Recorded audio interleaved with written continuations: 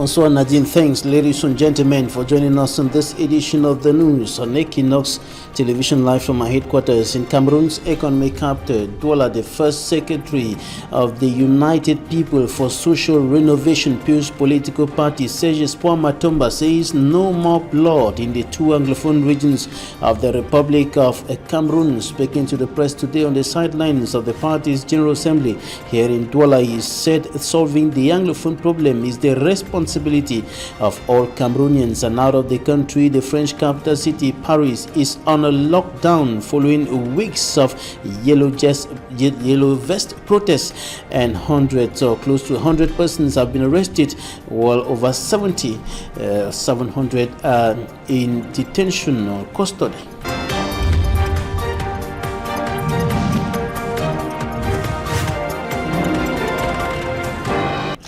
Et la suite de ce journal, c'est en langue anglaise avec vous, Babila Jonathan.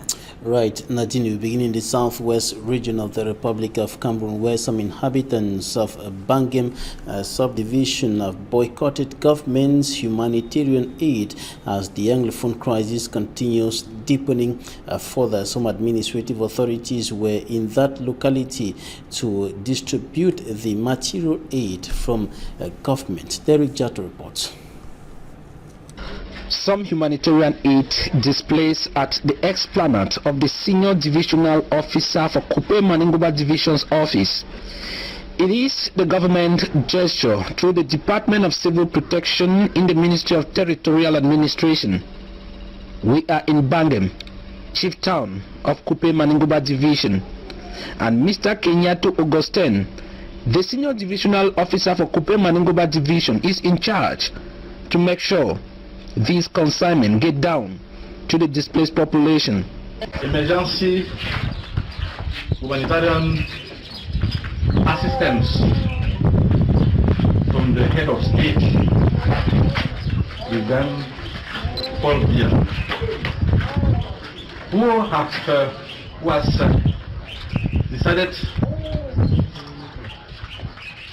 to give you who have come back.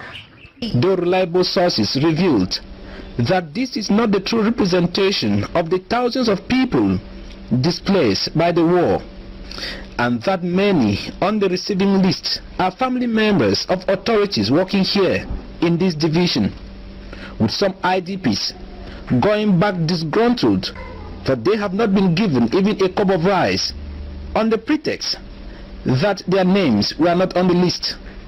But the Senior Divisional Officer for Coupe Maningoba Division still went ahead to tell all present to assist the government effort in bringing peace in Coupe Maningoba Division and the Southwest region.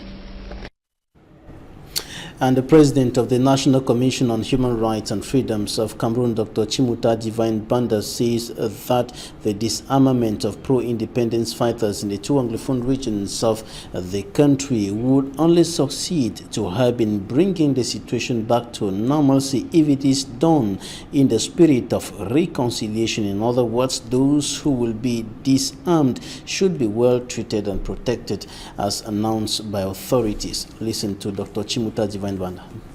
The most important for all Cameroonians and for this commission, I think, is a return to a state of normalcy. Returning to a state of normalcy where people live without fear of being attacked at any moment. There are parts of this country in which there is rampant killing, there's warfare going on, and we only pray that the call for disarmament could be, and the practice of that disarmament could be effective. And concerning that disarmament, the mobilization and rehabilitation, we think that if that disarmament, demobilization, and rehabilitation is done in a spirit of reconciliation, that'll be good. In the spirit of reconciliation will be seen if those who obey the call and come back are treated the way that we've heard leading authorities saying that when they come back they'll be treated properly they will be protected, they will not be harassed. And if it is done in that spirit of reconciliation, then we think that the criticisms of concerning timing, concerning sequencing, whether we should come before what, does not really matter. If people cooperate and we come back to a state of normalcy, that will be good for everybody. And I told you in the headlines that the first National Secretary of the United People for Social Renovation Peace Political Party, Paul Matomba, said no more blood in the two Anglophone regions of the country, and he thinks that to solve that problem demands the involvement of all Cameroonians. In other words, he says all Cameroonians have to put hands on deck to solve the socio-political and security crisis rocking the two Anglophone regions of the country. Here's an extract of what he told us. The most important thing is to bring peace. The most important thing is to people to understand that the country belongs to everyone. Every one of us, we have to work hardly. The problem, the decision, the political decision can save or not solve the problem. You know, what we have to know is to integrate that. We don't have to see more blood. We need peace, and everyone have to contribute for that.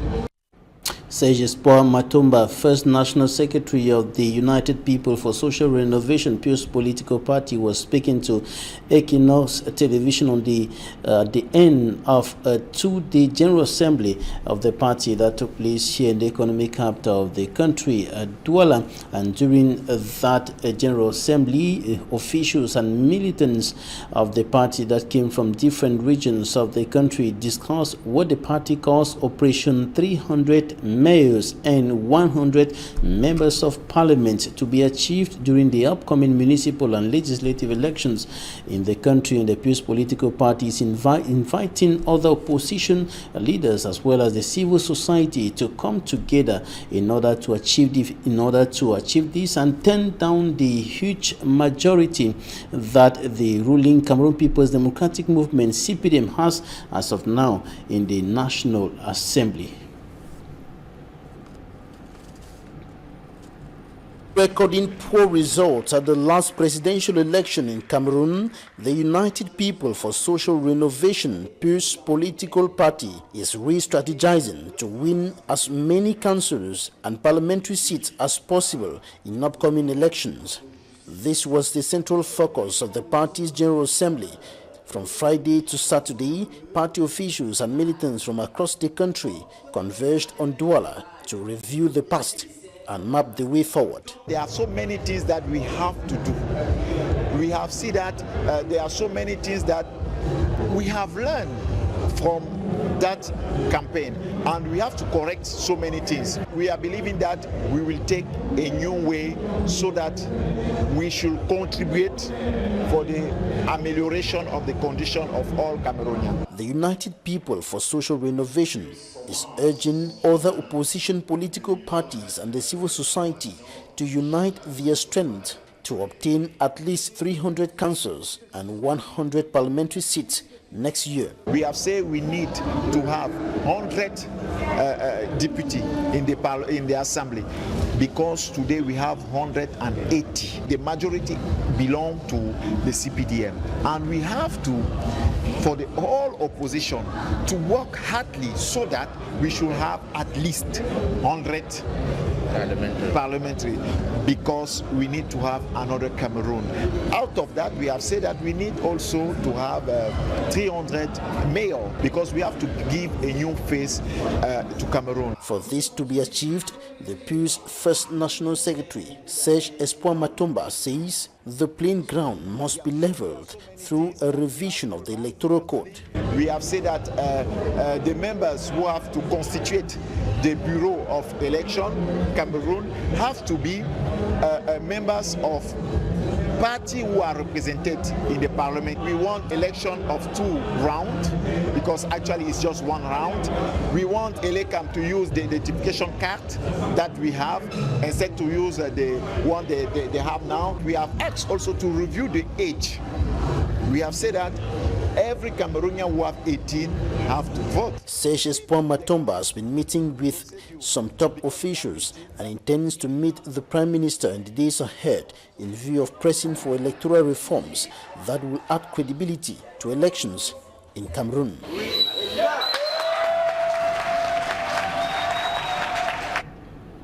In the report coming up next, we're going to take you to Lum in the Mongo division of the littoral region of the Republic of Cameroon to take a look at the living conditions of inhabitants of that municipality. They are living in difficult conditions as a result of the absence of basic social amenities, including potable water and good roads. And municipal authorities have set the 640 million francs CFA budget of the council for 2019 will focus on improving on the living conditions of inhabitants of Lum. For me, Armstrong Sander has more. Road network, lack of potable water, abandoned infrastructure and epileptic electricity supply are the characteristics of Lum in the Mongo division, littoral region of Cameroon. Locals say boreholes which were dug in the municipality have not been able to supply water for several months, and access to other basic social amenities has been rendered difficult by the unbearable poor state of roads in the municipality. Conscious of these problems, municipal authorities of Lum Council voted the sum of 640 million francs CFA as the 2019 budget of the council in an ordinary council session in Lum.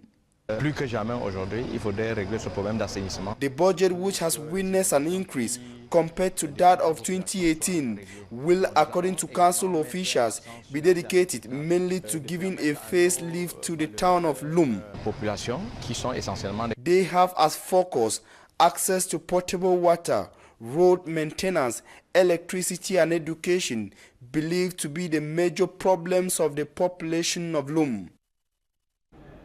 Out of Cameroon, the French capital city, Paris, is on a lockdown as France braces up for a fourth week of yellow vest protests in the country's capital city, Paris. Close to 1,000 protesters have been arrested and more than 720 have been put in police custody. Courtesy Euronews.